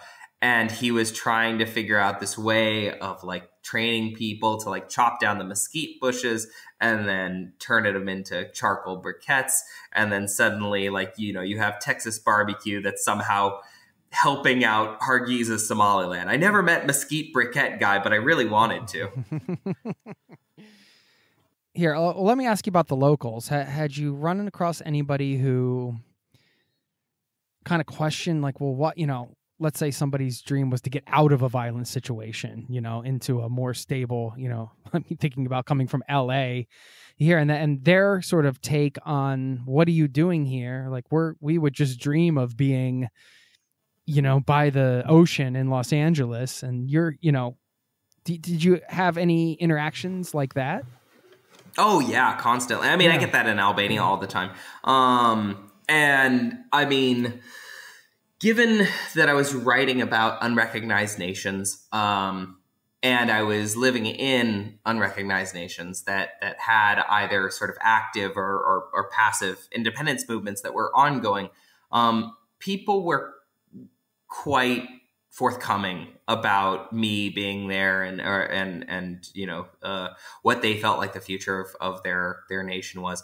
And I think the reason for that was because, they saw the potential for me to sort of boost the signal of what it was like to struggle for independence and for recognition on a globe that already had everything spoken for.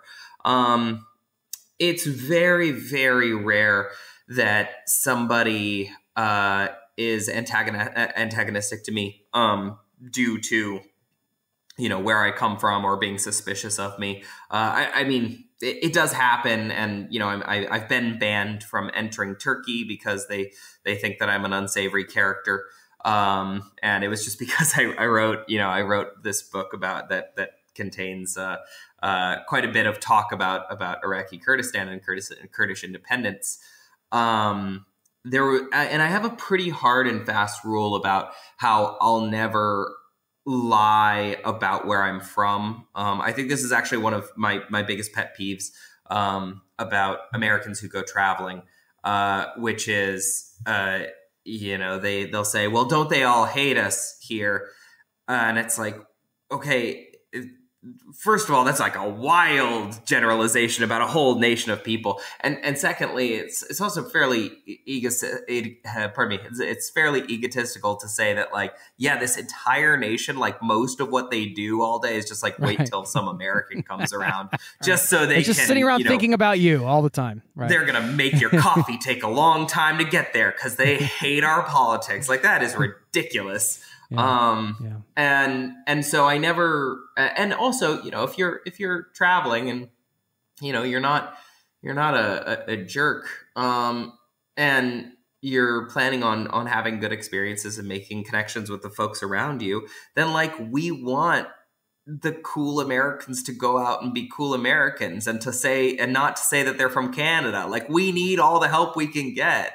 Don't let the first time that somebody becomes cognizant of the United States be at the end of a bomb. Like, that's unfortunately how a good deal of the world thinks of us. And so I would much rather, some groovy backpacker introduce them to American culture rather than our armed forces. But anyway, I've only ever once lied about where I'm from. And that was I was in Hargeisa, Somaliland.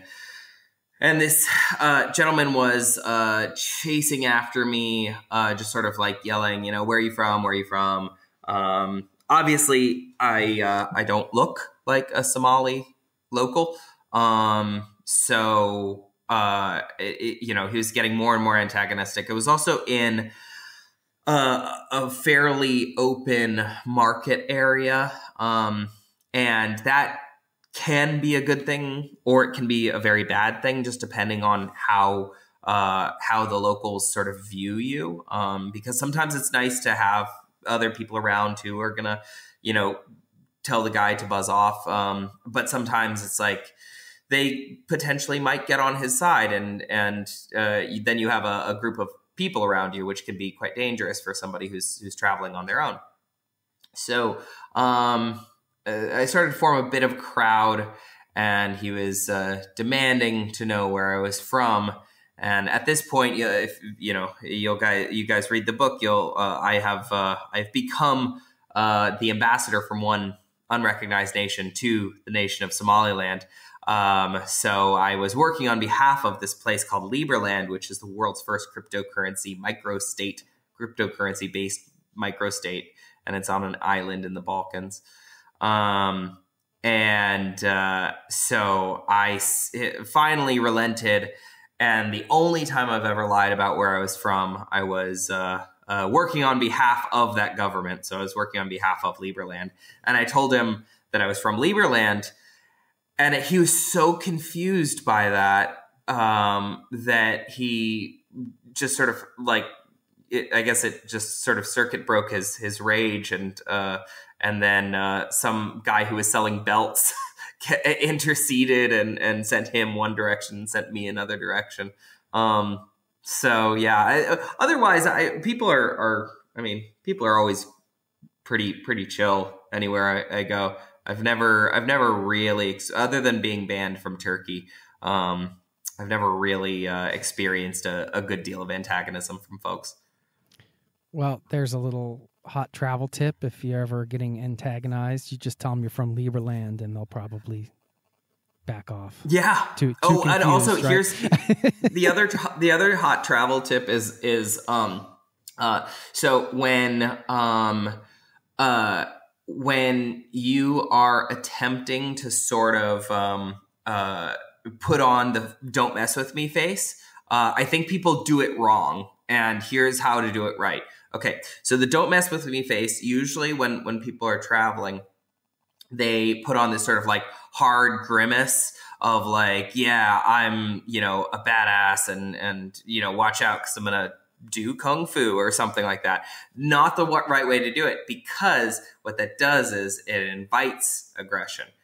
Here's what you have to think. This is the way to like become invisible in city centers where there are a lot of touts. You just think, I can't believe he's late or she's late. So the face is like, I'm looking for somebody who's totally late. You don't have time because he or she is late. Mm-hmm. That's what I do every single time. I love that. I mean, that's a you're just like, great practical tip. Because I've definitely done the grimace. You're walking through the city. You're like, you want to be the person that looks like they have some street smarts, that knows where they're going. No, just try he's late. Be like, and just like anytime they're somebody late. Comes up to you, he's like, I can't, he's late. Just like, I just can't believe this. I've been looking for him for years. I'm never gonna find that guy. I could see how that's very confusing to the touts, Oh yeah. It's just like, sorry, I can't right now because I can't believe he's late. Along those lines, do you have any other practical tips? Like learning to get into places you're not supposed to be, for example? Anything around? Oh man. Yeah, I don't do that. This is like something that I wouldn't recommend anybody do, even though I've done it myself a lot. In the book, at one point I impersonated an international journalist by just using the classroom credentials I had for the third grade class that I was teaching, and I just held it up, and they assumed it was a press pass, which was not a great idea. So yeah, I would say that the biggest hack is to immediately make friends with as many people seem trustworthy. Always triangulate your information.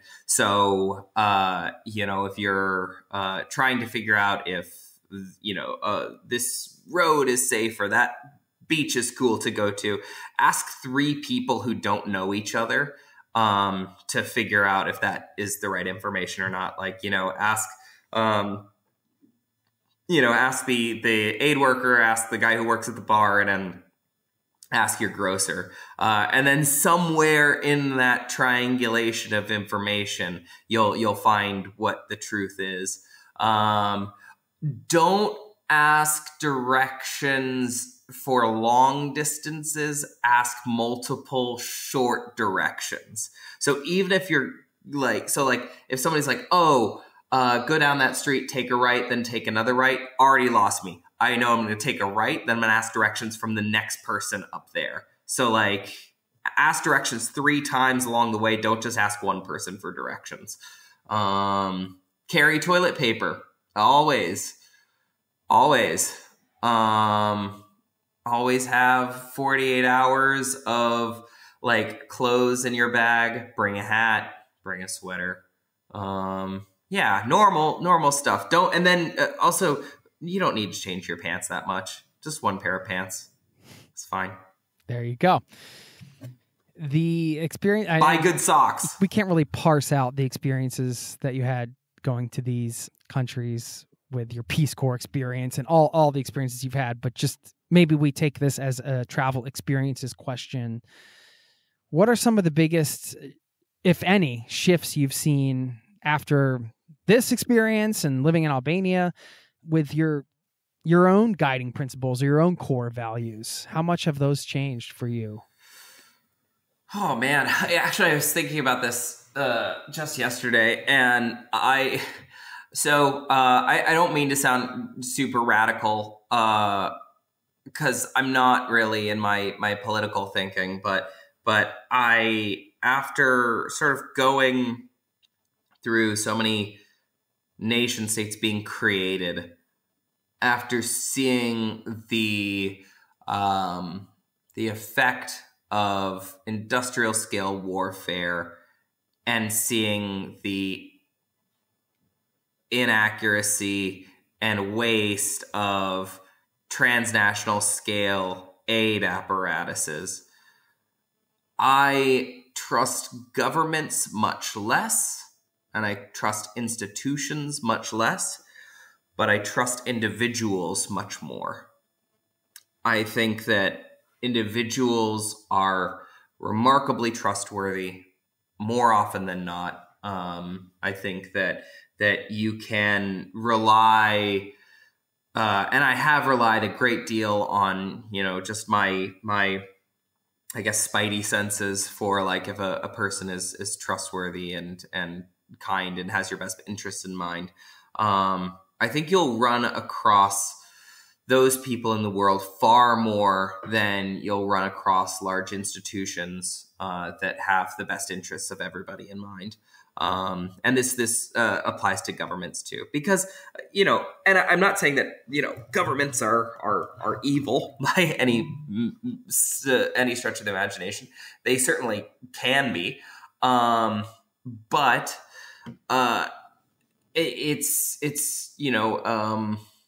it's a constraint of their design. They have to maximize for stability. And by maximizing for stability, oftentimes this leads to some pretty heinous behaviors. Maximizing for stability seems to lead to a lot of up and down instability in some ways. Yeah, another way of saying it would be exporting instability.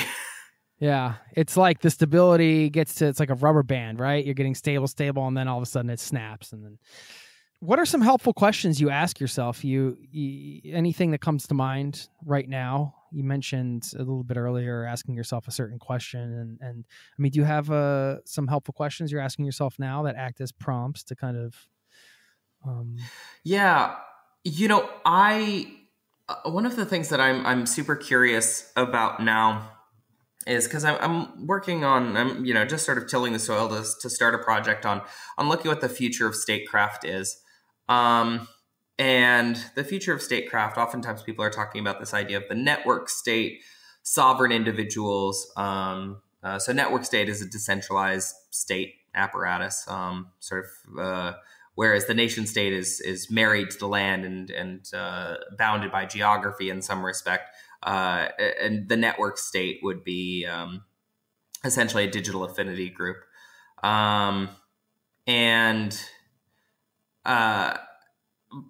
While I see so many failings of this transnational system of nation states that we have, and I see so much that it leads us into catastrophe time and time again, I am also thinking that I don't like this idea of like almost a Silicon Valley Apple Watch version of a country.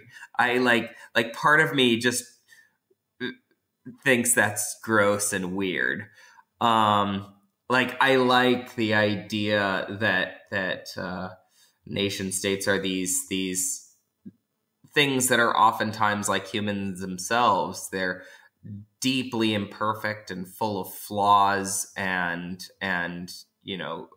great darkness and great brightness. And yet they're potentially striving towards betterment, or they can strive towards betterment. The question that I'm trying to figure out right now is how in a interconnected digital world where problems are transnational, but solutions are based upon not only the national level, but power projection to the international level. how is it that we can find a pathway towards identifying global problems, agreeing on global problems, and then acting unilaterally to solve them? One of the things that I think is so fascinating is like, we can't really even agree on what problems are real anymore. It's like, climate change is like, well, that must put you on this side of the political spectrum. So I think here's a thought experiment that I had that I started writing about in the book. And it's like the problem of governance, right? So here's the thought experiment. Aliens are coming to Earth. They're going to blow up Earth. And we've got a week. And the only way that they're not going to blow up Earth is if every capital, every government building in the entire world puts one flag up that's a single color. So the world governance has to agree on the flag, and it has to agree that everybody's going to put it up. And they have to agree on the color, right? And it only has to be up for one day. After that, everybody can take it down. And then the aliens will leave us alone. Do you think that where Earth gets blown up? Mind you, if one flag is not the... Right. Oh, gosh. Well... It's terrible, right? I like to think that we'd be okay. But it only takes one person to, right? And say, so, well, I've had enough of this anyway. So, this is this is kind of a riff off of what's called the Byzantine generals problem, which is a sort of like the Byzantine generals problem is like I think it's like from math or game theory, and basically what it says is. It is very, very difficult to establish trust between parties that have no reason to trust one another. So that's how do we create a mechanism where it's possible to get everybody to put up the same flag, if only for a moment. Well, I was going to ask about, since we're on this topic of sort of futurizing in a way, right? You mentioned Silicon Valley, and that was one of the things, the Silicon Valley Apple Watch version of a country. But, when you mentioned Silicon Valley, is something I was thinking about earlier, way back in the beginning of the conversation, we were talking about, communities and gathering points. And Silicon Valley is one of those examples where, okay, people flocked there at a certain period of time because they knew something was happening in technology, and this is where everybody was, and this is where it was happening, back to maybe where the life coaches are gathering in Tulum, or, the tech scene is in Silicon Valley. Yet we have this ability, as you said earlier, to, we can get on Zoom calls and Slack and working remotely, and the whole remote work movement. And so then you have programs like the Estonia e-residency card, where you don't get to live in Estonia, but you can become an e-resident and you can open your business there. There's a lot of value in people coming together geographically to a place that for some reason becomes a hub for X, Y, or Z. It's just creating an environment where people are collaborating on such a level that you can advance and explode much further in an industry, let's say. Pairing that with where nation states are going, where things may be going, talking about a digital, what did you say? I forget the term you used. It's like basically a borderless country that's online, let's call it. Where is everything going? Like where do you think, let's project to 200 years from now, let's say, like 1 or 2 generations from now, do we still have 193 member states? Is it going to be going back to like medieval times where, that's some people's theory, where like now this is going to be, everything's going to sort of break apart? And what are your thoughts? That's like the whole like digital feudalism thing. Yeah, I mean, I think that people like Peter Thiel and Balaji and some of these other folks who are projecting forward to how political units will work in the future, is I think that it'll end up being a bit of a patchwork quilt, at least in the meantime. To really put my tinfoil hat on, I think that there are already types of network states that are operating. I think that there are, affinity groups of individuals who are easily able to interoperate with one another and combine their wealth and influence in order to essentially operate outside the bounds of traditional taxation, and in between the borders of nation states. That's not always been, the people like this have been around for a long time, previous to World War I, and during the 100 Years' War was fought because of all like this insane matrix of wealthy people who were intermarried with one another, and when one said, "Hey, we're going to war," the rest like kind of had to. But it's much easier now. It's much easier to move money now, and it's much easier to generate consent on the small scale, and to work together with people who you've never met. So I think that will play some role in the nation state matrix. I think that we're already seeing versions of that. I think that we'll have a sort of transnational class, which is continually emerging.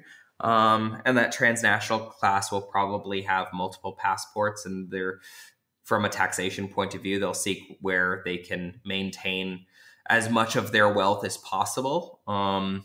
And the economic incentive for the system of actual nation states, recognized nation states in the world, will be to do battle for the patronage of that class, so you might actually see something like the emergence of free economic zones, where there's a race to the bottom to see who can tax things the least. Yeah. You were already kind of seeing a little bit of those types of policies trickle out in some ways. The e-resident thing I used in Estonia could be an example in some ways, right? It's like, well, hey, we want to get some of that tax money, and maybe this is a way to do it, and finding these. Do you think crypto then is the future of global currency? We'll see. It's certainly a powerful tool.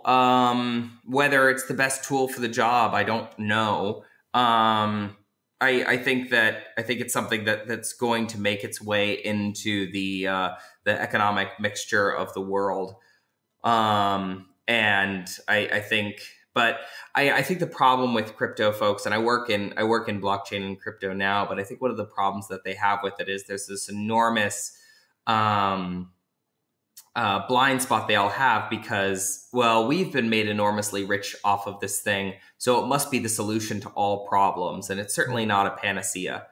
Mm-hmm. Okay. And it's certainly not a panacea towards, global peace, There's a slight bias there. Yeah, of course. Like, I work in the industry, but like there are certainly people that are, I think seeing the forest for the trees, and think that this is just going to be, the world's going to be a groovy time, and there's nobody going to be poor in the entire world as soon as we all have Bitcoin. And I simply don't think that that's the case. There's always been some sort of transference layer, fungibility, that has united the world in some respect, be it like, salt or oil or coal or spices or the US dollar or the Portuguese real. Like, there's always something. And usually the way that those things change is through violent enforcement of that thing changing. So I don't necessarily think it's a way to lead to the most equitable future. But then again, the future is probably going to be a lot like the past, which is oftentimes full of violence, and hopefully less, and hopefully more equity. We're doing, decently at that, if we can keep it together.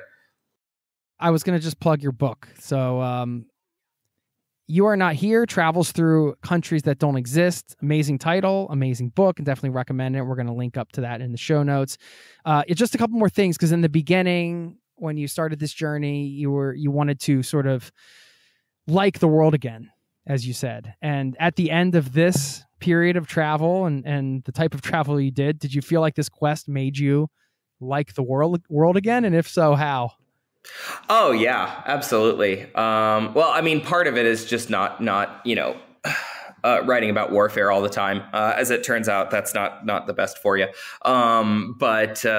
Yeah, if you spend enough time meeting people who are passionately pursuing the things that are important to them, and you're experiencing a struggle for greater autonomy and sovereignty in the world, and you're seeing an enormous amount of individuals who are working in whatever small capacity that they have to make their own corner of the earth a little bit better and a little bit more livable for the people around them.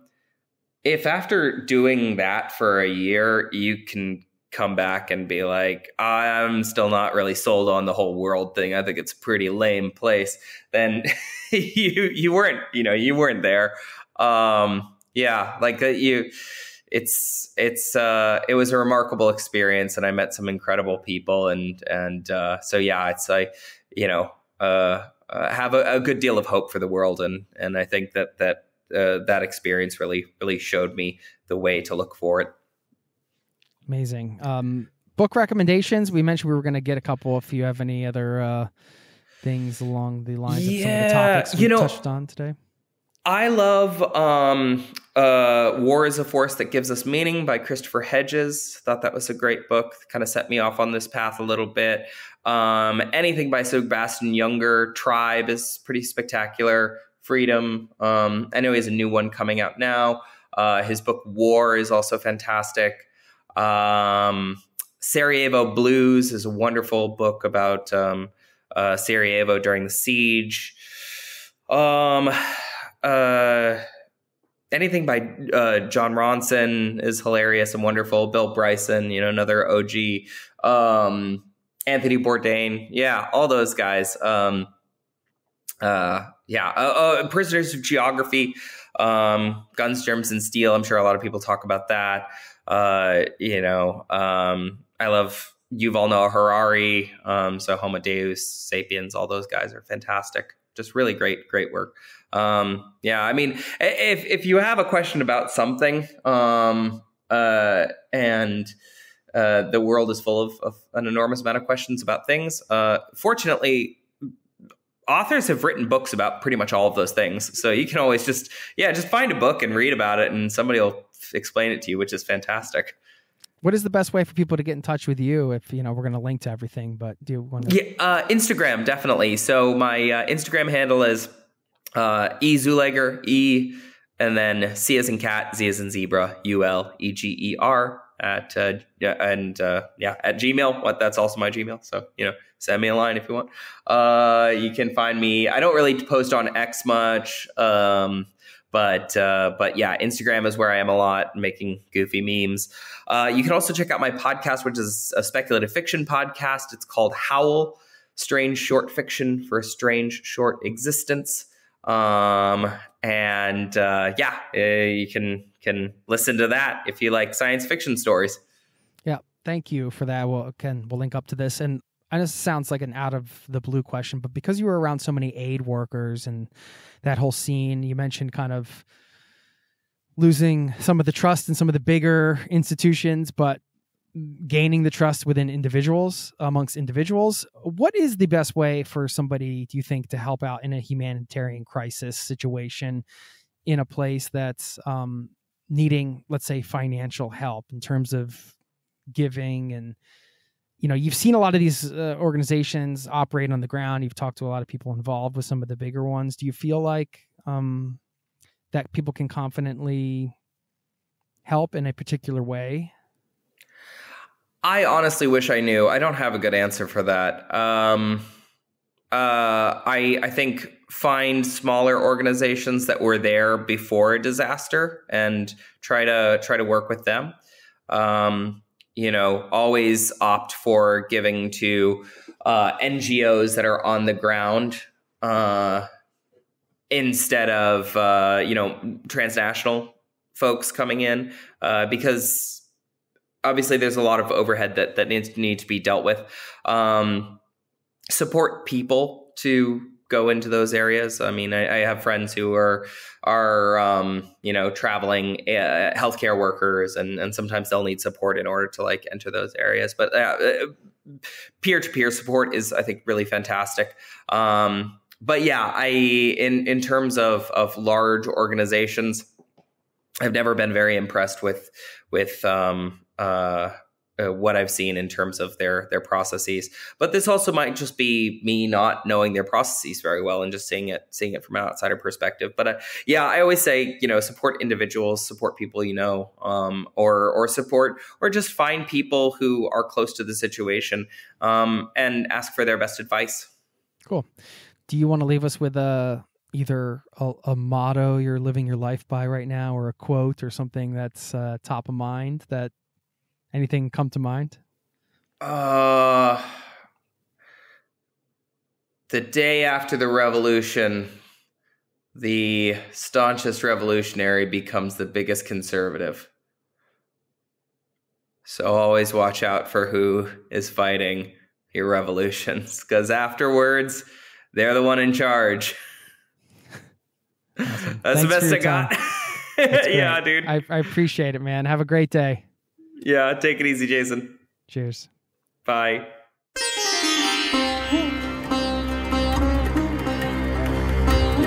There you have it. Thanks again to Eric. Of course, we have the link to everything mentioned in the show notes. And I wanted to close this out with a quote from Eric. And he had a section in the book where he says, "Why I travel." And I'm wondering if this resonates with you. Who knows? I'm still trying to figure out if this is not exactly why I travel, but maybe partially. Here it goes. Why I travel. Quote, "I am afraid of most things. I'm afraid of serial killers, jihadists, and cults of all kind. I'm afraid of brain tumors, the Ebola virus, AIDS, malaria, and guinea worms. Don't look those up. I am afraid of boredom and success and failure. I am afraid of karaoke. Mostly, I am afraid of irrelevance in the face of a world that grows bigger, louder, and more complex every day. This is why I travel, to be a little less afraid of everything." End quote. So there you go. Why Eric travels, and wondering if that resonates with you. Just a little food for thought as we close this out. And I'll leave you with one more quote from Paramahansa Yogananda, one of my faves, who said, quote, "The season of failure is the best time for sowing the seeds of success." End quote. Thanks for listening. I'll see you next time. Peace and love to you and yours. Cheers. This podcast has been brought to you by ZeroToTravel.com. Ideas and advice to make your travel dreams a reality.